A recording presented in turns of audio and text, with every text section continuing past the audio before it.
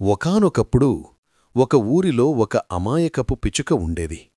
మనసులో ఏ కల్మషం లేని ఆ పిచుకకు ఒకరోజు ఒక కాకుల గుంపు పరిచయమయ్యింది.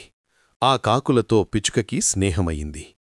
పిచుకకి అందరూ చెప్పారు, ఆ కాకులతో స్నేహం చెయ్యొద్దు, అవి మంచివి కావు అని. కాని ఆ పిచుక మాట వినలేదు.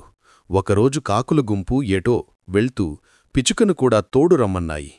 అమాయక పిచుక ఎక్కడికి ఎందుకు అని అడగకుండా ఆ కాకులను గుడ్డిగా నమ్మి వాటితో వెళ్ళింది.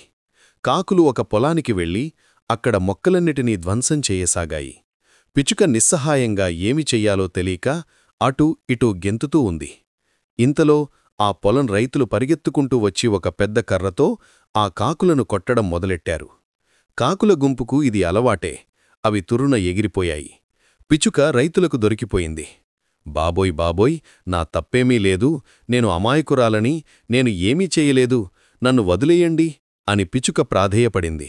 కాని పంట నాశనమైన రైతులు కోపం మీద ఉన్నారు. పిచుక మాట నమ్మలేదు కదా. దానివైపు అసహ్యంగా చూసి మరో